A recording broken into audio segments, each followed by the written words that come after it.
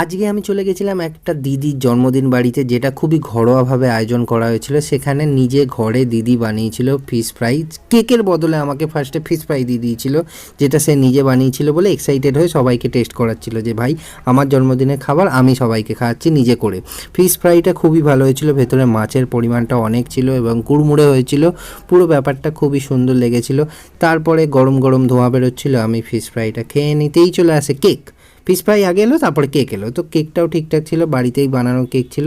তারপরে আমি কেক খাওয়ার পরে মেন কোর্স ঢুকে যায়। মেন কোর্সে ঢোকার পর আমি দেখি খুবই ঘরোয়াভাবে রান্না করা হয়েছে, ভাত, তোপসে মাছের ফ্রাই, তার সাথে ছিল ডাল, তারপরে ছিল মাটন। ব্যাস ছিমছাম এই আইটেম। মাটনই ছিল, মাটন দিয়ে ঝোল দিয়ে একটা মাটনের ঝোল যাকে বলে একটা, সেই ঘরে বানানো হয়েছিল পুরোপুরি ব্যাপারটাকে, যেহেতু তাই জন্য খুবই ঘরোয়াভাবে হয়েছিল, কোনো রিচ হয়নি বলে আমি পুরোটাই ভাত দিয়ে মাটন খাই, কারণ আর এক্সট্রা অপশান ছিল না।